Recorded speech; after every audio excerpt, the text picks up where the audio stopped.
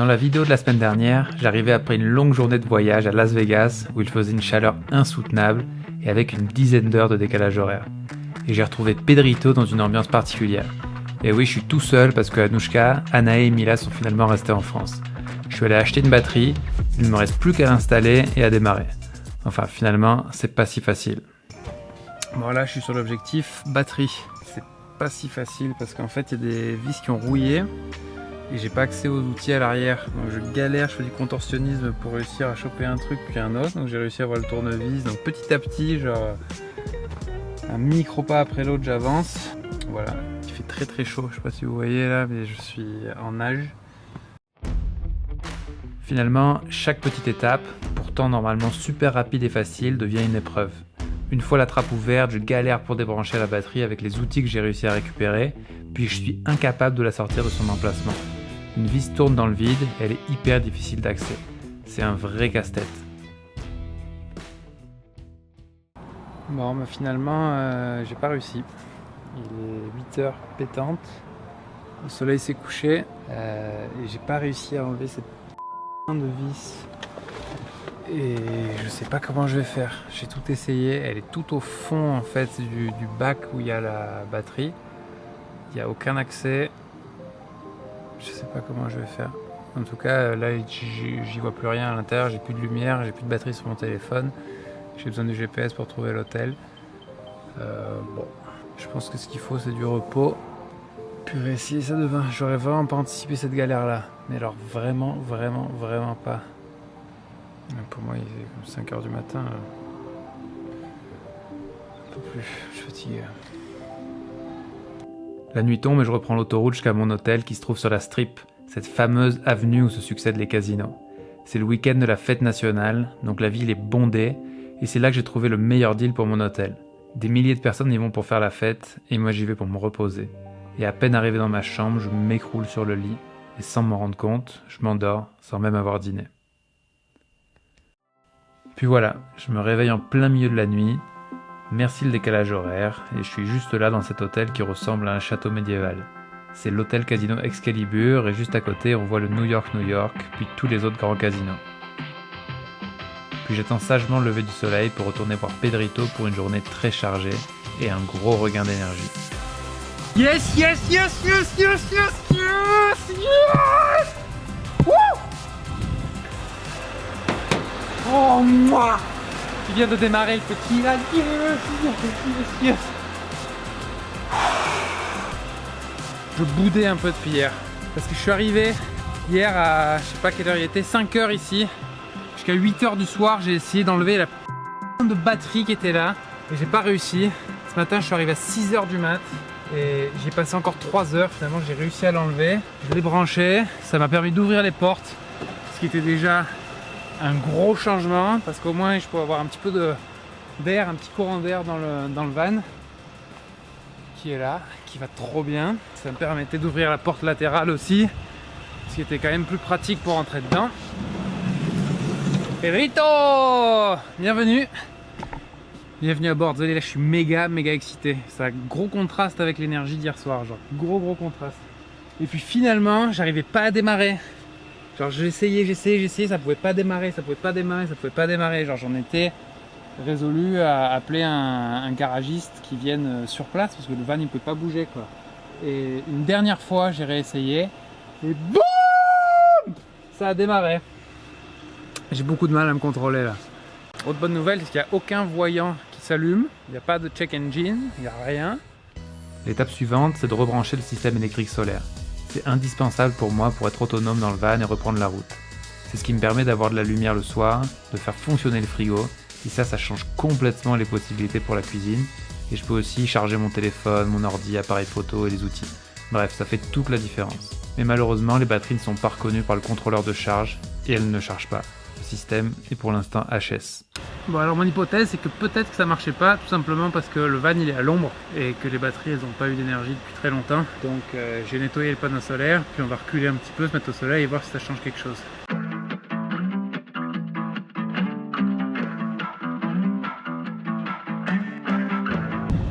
Bon, ça n'a rien changé. Du coup, je prends le volant pour emmener les batteries dans un centre auto pour tenter de les recharger. Elles pèsent 60 kg chacune. C'est incroyable de reconduire ce van. Bon, en tout cas, je suis en train d'apprécier ce moment, un truc de ouf. Il fait 40 degrés là. J'ai une bouteille d'eau, un gallon entier, j'ai déjà bu la moitié. J'ai pas accroché les tiroirs, ça s'est ouvert derrière moi. Débutant.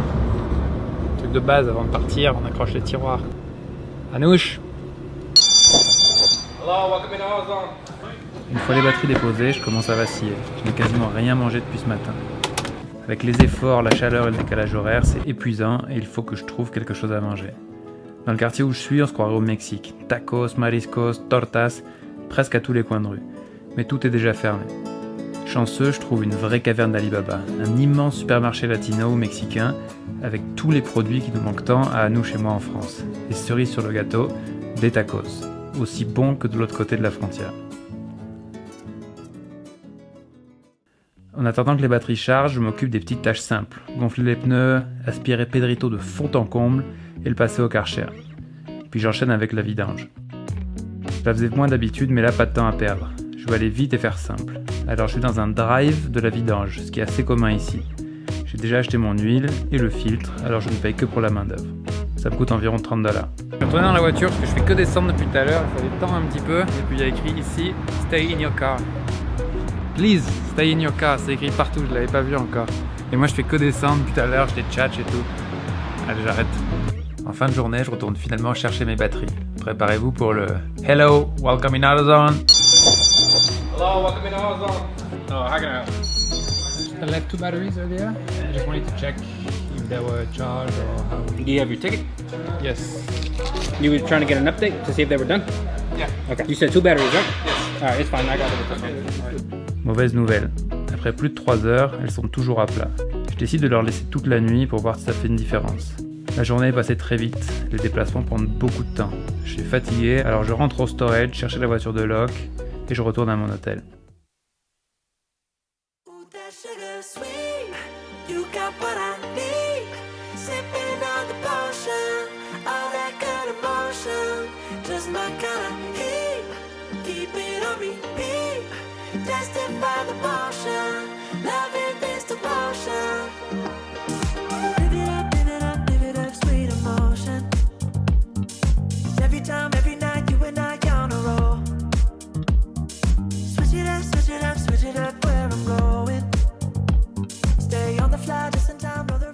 Je suis super content parce que j'ai retrouvé mon skate. Du coup là je l'ai pris pour aller du parking jusqu'à l'hôtel.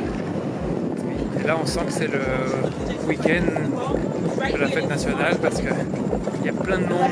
J'ai dû aller me garer au 2e étage du parking tout au bout.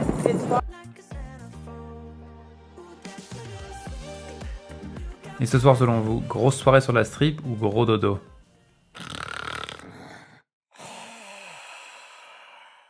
Yo, c'est mon 3e jour à Las Vegas qui commence. Je viens de mettre mes affaires dans la voiture.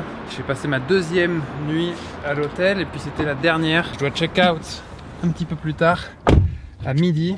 Là il est 7h du mat, ça fait déjà 3 heures que je suis réveillé. Et j'ai passé beaucoup de temps à essayer de trouver une solution pour les batteries. C'est impossible de trouver des batteries ce week-end sur Vegas pour remplacer les batteries du van. Donc j'espère que les batteries que j'ai laissées chez AutoZone auront chargé. Sinon je vais devoir vivre sans batterie.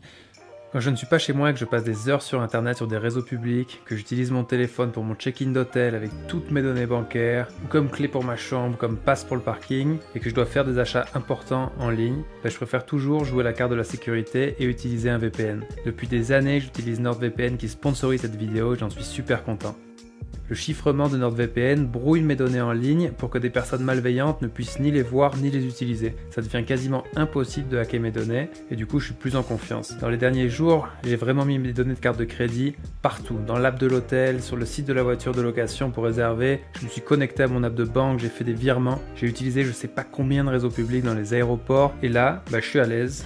Mon compte marche sur mon téléphone, sur mon ordi, mais aussi sur les appareils d'Anouche parce qu'on peut mettre jusqu'à 6 appareils sur un seul compte, alors on est à l'aise. C'est le genre de service qui coûte à peine le prix d'un café par mois et qu'on recommande vraiment pour la sécurité, mais aussi pour plein d'autres choses. Nous on s'en sert aussi à la maison quand on veut regarder des contenus en streaming qui sont seulement dispo dans d'autres pays, comme par exemple là un documentaire qu'on voulait regarder sur le site de la BBC en Angleterre. Et on a une offre à ne pas louper en utilisant le lien nordvpn.com Mountains and Coconuts qui est juste là et qu'on vous a mis dans la description. Vous pouvez obtenir 4 mois gratuits.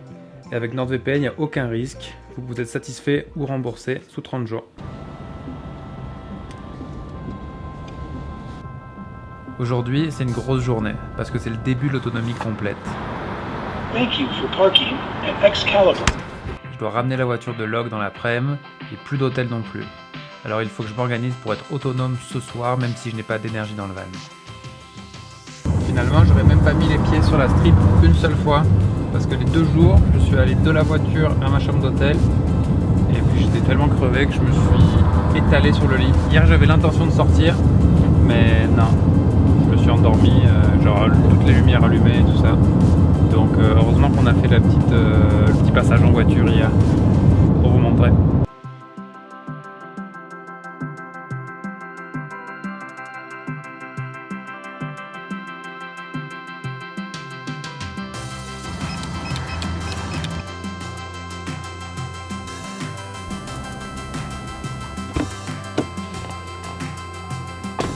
Hola Pedrito!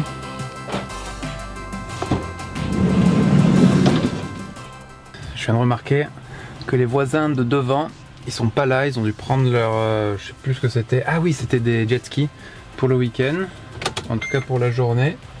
Du coup, ce que je vais faire, c'est que je vais avancer un petit peu, prendre leur place et ça va me permettre du coup de pas être en plein cagnard parce que là, il est 7h30 du mat, il fait déjà 33 degrés.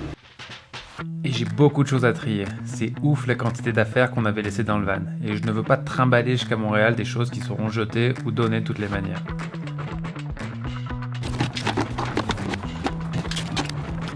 Niveau bouffe, il y a tellement de choses. Malheureusement, quasiment tout est périmé. Même les conserves. Et même le mezcal à tourner. Après 2 ans sous le soleil de plomb de Vegas, je prends pas de risque. Et mauvaise nouvelle, les batteries que j'ai laissées charger toute la nuit sont mortes, elles n'ont pas chargé du tout. Alors je retourne à mon hôtel une petite heure avant la limite pour le check-out, pour charger tous mes appareils électroniques. Ouais, puis j'en ai profité pour prendre une petite douche aussi, parce que pas d'électricité, ça veut dire pas de douche extérieure, parce que pas de compresseur pour mettre de la pression. Ça veut dire que je sais pas quand est-ce qu'elle sera la prochaine douche, du coup j'ai douché ce matin mais j'en reprends une. Puis je quitte la chambre quand je me fais déloger par l'équipe de ménage. Et je traverse 3 fois Vegas pour aller luncher, ramener la bagnole de Locke, faire 2 courses et retourner au van. Je profite enfin d'un tuyau qui traîne par là pour me charger en eau. Et je suis prêt à quitter le storage.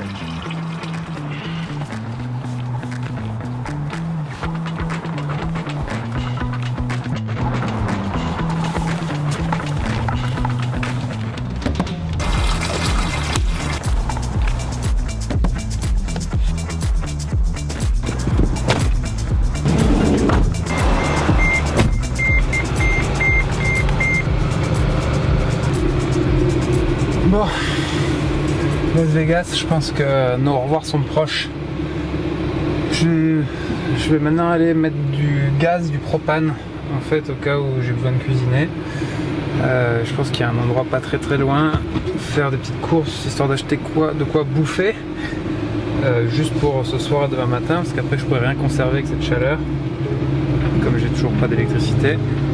Et puis après je me barre. Là la chaleur elle commence à me taper sur le système.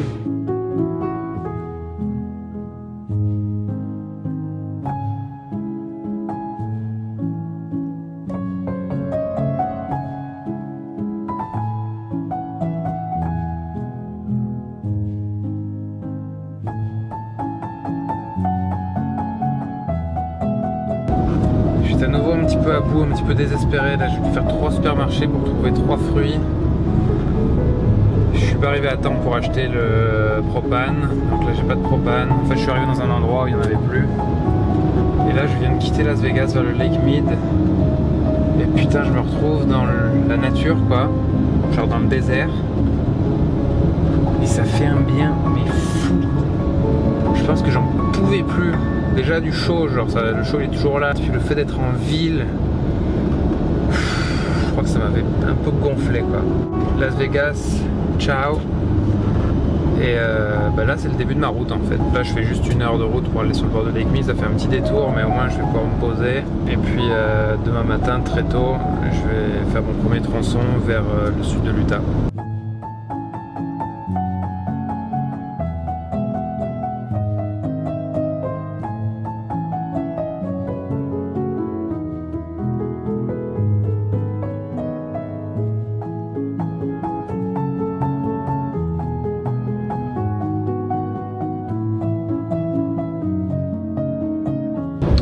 c'est oufissime. Putain, j'avais oublié que c'était aussi beau. C'est vraiment incroyable. On se croirait dans le paysage stéréotype du sud-ouest des États-Unis, là, dans ces régions désertiques. Pouah, c'est incroyable.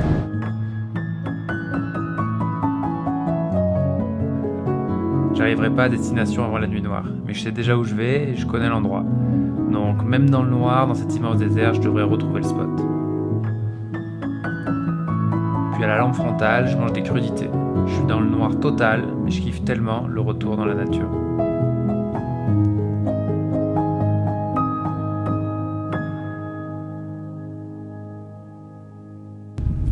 Bon, ça valait le coup de faire une vidéo parce que j'avais envie de dormir.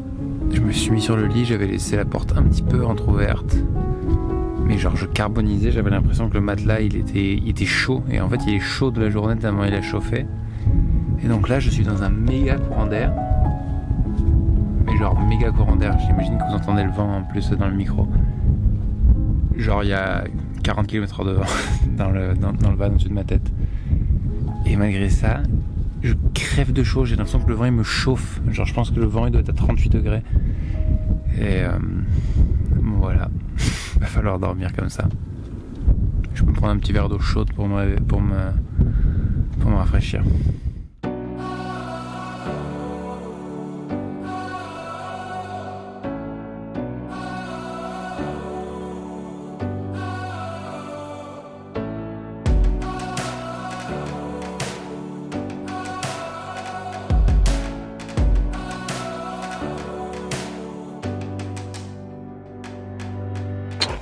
Et ben voilà, la nuit était bonne finalement. Je peux presque dire que là maintenant j'ai froid. J'ai pris la couette et tout. Il y a 2 secondes, parce que j'étais dans ce courant d'air dans le lit.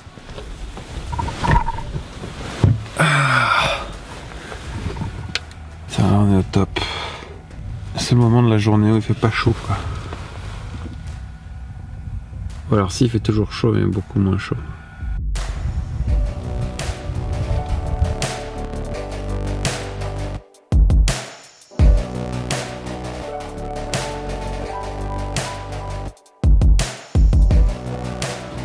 Moi j'ai un petit défi pour commencer la journée, c'est de réparer cette pompe. Elle ne marchait pas hier quand je suis arrivé. Je pensais moi tranquillement me laver les mains, pépouze, laver mes fruits parce que j'avais tout chargé. Mais ça ne marchait pas. Donc là ça fait une demi-heure que j'y suis. La bonne nouvelle c'est que là ça fonctionne. Ça rentre depuis là, ça ressort. Je viens d'en arriver là il y a genre 2 secondes. Et du coup je pense que l'endroit où ça chie c'est là. C'est au niveau du robinet. Et de ce câble là, on va voir ce que ça donne.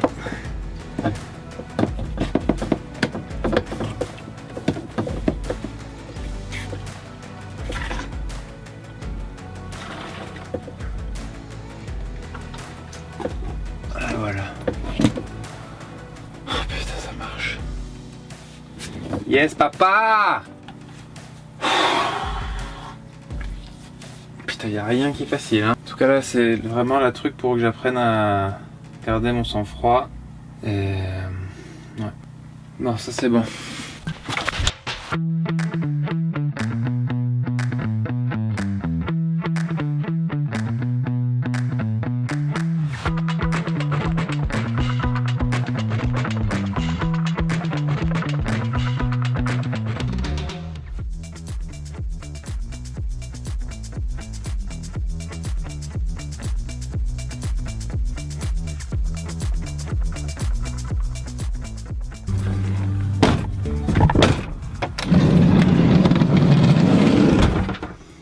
Allez, on est reparti.